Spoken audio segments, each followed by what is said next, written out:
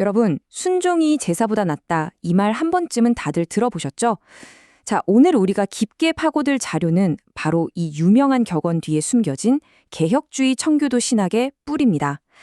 단순히 흔한 종교적인 문구를 넘어서 이 텍스트가 인간의 복잡한 내면과 절대자의 주권을 도대체 어떻게 풀어내고 있는지 그 깊은 맥락을 함께 객관적으로 짚어보겠습니다. 본격적으로 한번 들어가 볼까요? 사실 이 문장은 고대 이스라엘의 아주 극적인 사건에서 시작됐습니다. 선지자 사무엘이 사울 왕을 아주 매섭게 꾸짖으면서 던진 일갈이었거든요. 이 짧고 강렬한 한마디에 얼마나 엄청난 긴장감이 팽팽하게 감돌고 있는지 아마 다들 느껴지실 겁니다. 자, 여기서 두 가지의 입장이 아주 흥미롭게 충돌합니다. 한쪽에는 사울왕의 철저히 인간적인 계산이 깔려 있어요. 제물로 바치겠다는 아주 그럴싸한 명분으로 전리품 중에 제일 좋은 가축들만 쏙 빼놓은 거죠. 근데 반대쪽에는 어떨까요? 아말렉의 모든 소유를 하나도 남김없이 다 없애라는 신의 명백하고 단호한 명령이 버티고 있습니다. 그러니까 인간의 그 결함 많은 논리와 절대 타협할 수 없는 신의 지시가 말 그대로 정면 충돌하는 순간인 거죠. 이게 바로 오늘 우리가 짚어볼 가장 핵심적인 갈등입니다. 오늘 진행할 순서를 잠깐 짚고 넘어가겠습니다.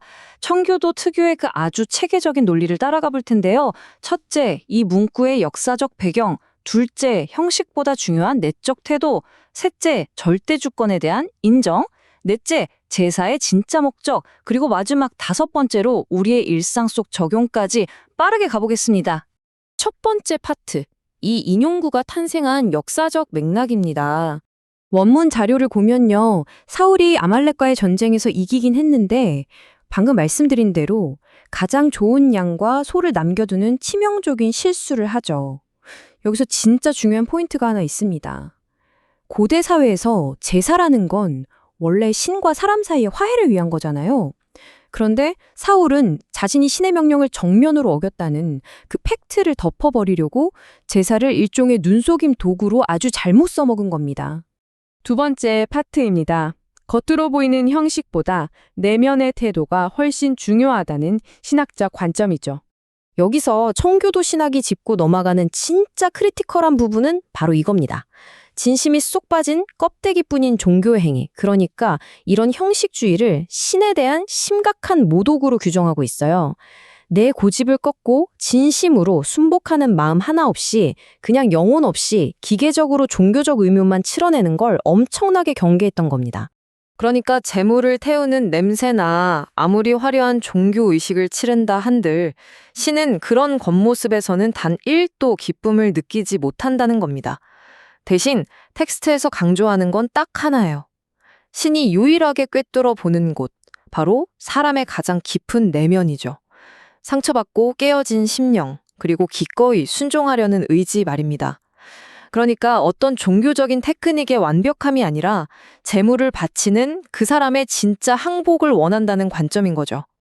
자, 그럼 자연스럽게 세 번째 파트로 넘어가 보겠습니다. 하나님의 주권을 절대적으로 인정한다는 건 과연 어떤 의미일까요? 이 부분이 정말 흥미로운데요. 청교도들은 부분적인 순종을 아주 엄격하게 정의합니다. 사울 왕의 입장에서는 나도 나름대로 순종했는데 싶었을 거예요.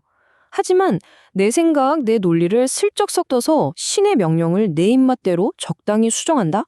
청교도들 시각에선 이건 단순한 실수가 아닙니다. 그냥 불순종이에요. 더 나아가서 피조물인 내 자신을 창조주보다 더 높은 자리에 슬쩍 올려놓는 아주 무서운 자기 숭배와 같다는 날카로운 통찰을 보여줍니다. 핵심 자료의 표현을 그대로 빌리자면 이렇습니다.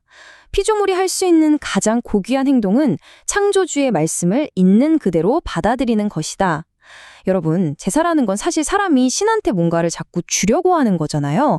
그런데 이 신학에서 강조하는 진짜 순종은 창조주의 그 압도적인 권위 앞에서 그분이 하시는 말씀을 그저 납작 엎드려서 받아들이는 행위라는 거죠. 이 두 가지의 본질적인 구조적 차이를 아주 예리하게 짚어내고 있습니다. 네 번째 파트입니다. 그렇다면 애초에 제사의 진짜 목적은 뭐였을까요? 이걸 한번 해체해 보겠습니다. 이 청교도들의 비유가 정말 기가 막히는데요. 순종이 빠진 제사는요, 마치 아픈 환자가 치료약만 잔뜩 집에 모아놓고는 정작 자기 입으로는 절대 먹지 않는 거랑 똑같다는 겁니다. 와, 정말 와닿지 않나요? 고대부터 이어져 온 그 수많은 종교적 의식들은 결국 우리를 치유하고 다시 순종의 길로 이끌려고 존재하는 거지, 내가 불순종한 걸 대충 퉁치고 넘어가려는 면죄부 용도가 절대 아니라는 걸 아주 뼈 때리게 말해주고 있습니다. 이 관점으로 보면 구약과 신약의 제사가 정말 선명하게 대조됩니다.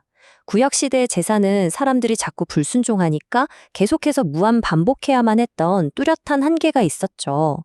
반면에 신약에서 말하는 예수 그리스도의 제사는 완벽하고 단 한 번에 끝났습니다. 왜일까요?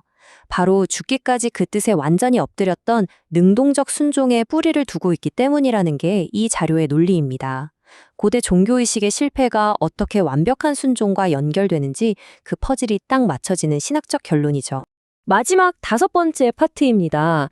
자, 그럼 이걸 우리의 현실, 매일의 일상 속 예배로 어떻게 가져올 수 있을까요? 여기에 아주 극단적인 대비가 하나 나옵니다. 주일에 교회에 모여서 드리는 거룩하고 화려한 예배, 그리고 월요일부터 토요일까지 이 팍팍한 세속 세상 한가운데서 묵묵히 정직하게 버텨내는 일상.